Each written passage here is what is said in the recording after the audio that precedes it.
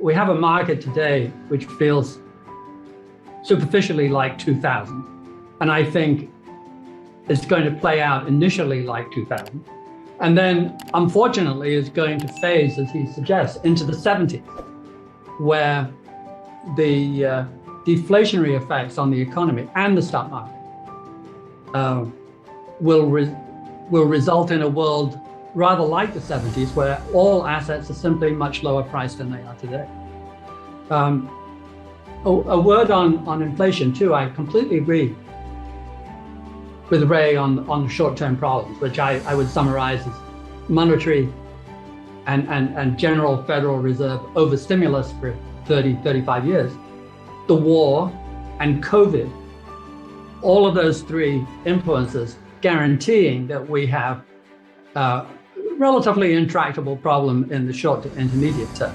What worries me is the longer term arguments for inflation, which is one, we are running out of people. In China, where the 500 million extra farmers precipitated globalization, they have now had diminishing cohorts of 20-year-olds for 20 years. And they are guaranteed, since they're alive now, we know the baby cohorts are dropping like a stone. They are simply going to have a shortage of labor, as is the developed world together. That is not a trivial block, the developed world plus China. All of them will be squeezed for labor.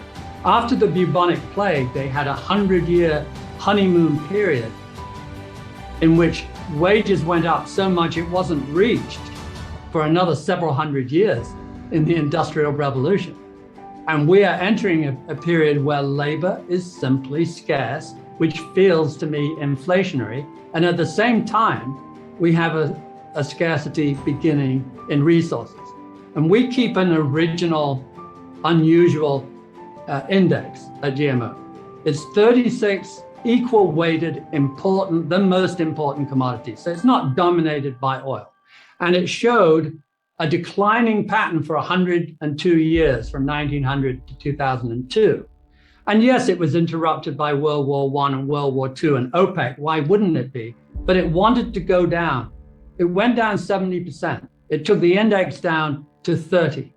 Today, 122 years later, the index is down 10%. It has gone to 90. The average important commodity has just spent the last 20 years going from 30 to 90. It has tripled. The reason is, of course, the growth of China, but I believe, fairly passionately looking at the data, that it also represents the intrinsic scarcity, the war between deeper wells, worse iron ore, etc. The best go first. The struggle is always between technology, which for 100 years got ahead of scarcity. It was 2 paces down for deeper and 3.5 paces up for technology. And now we've reached a phase where we've gone through that stuff. And now we have 2 paces up for technology and 3 paces down for scarcity. The data is screaming at us now for 20 years that we're beginning to run out. It doesn't, and a war, of course, and COVID, we're so fragile. All you have to do is cough now, and it ricochets around the world in price spikes and shortages and bottlenecks. And that is the world we better get used to living in. We're going to have a world of increasing number of bottlenecks and shortages. And the same applies to food.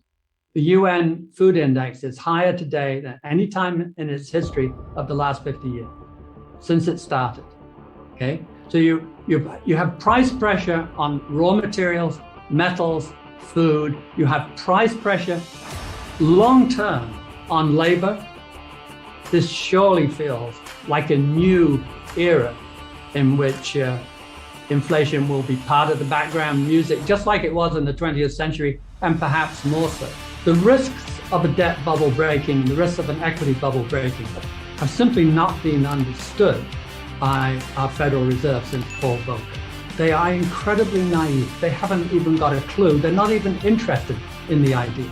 The idea Bernanke saying, oh, the US housing market has never declined.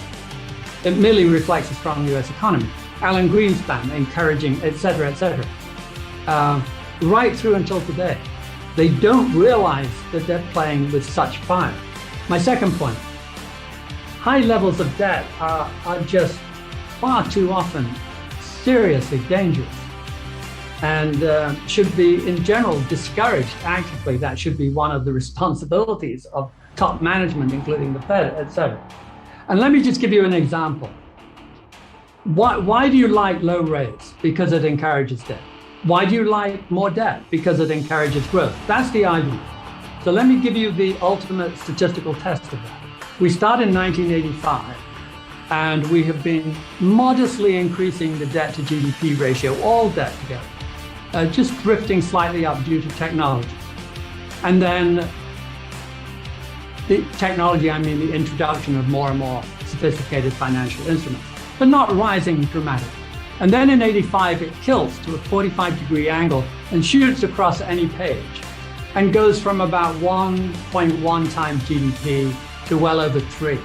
So in that little window of 35 years, we triple the debt to GDP ratio. It's a big chunk of time. It's the biggest, most important economy on the planet, a pretty good test. So what happens to growth? It inflects downwards. And from 85, we grow more slowly. Grant you, there are many other factors at work. It's a complicated picture, but there is little room in that equation for the idea that more debt creates more growth. It is not proven in the data. It is held to be the case. It is an assumption like most of modern economics, but it is not proven by the data.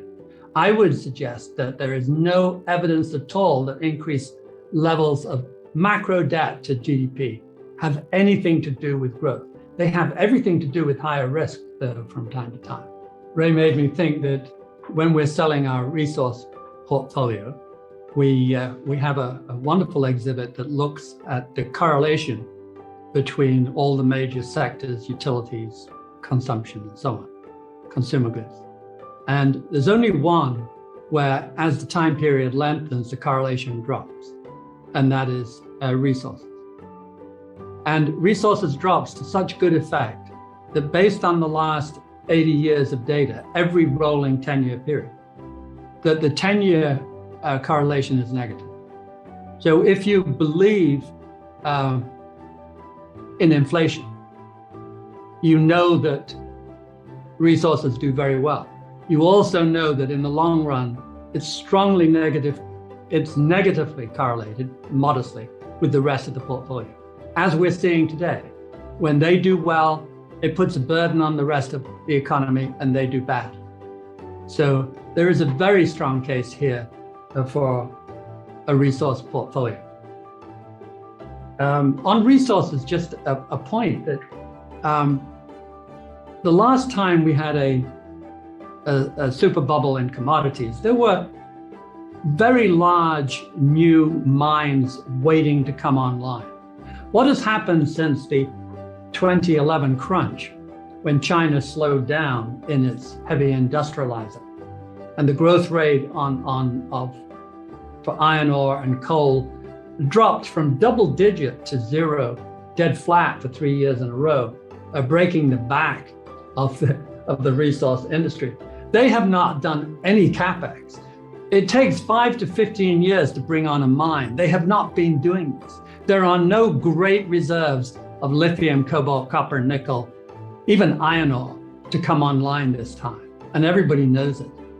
If you look at the need for these, particularly green metals, greening metals, it doesn't compute. There are no backup resources.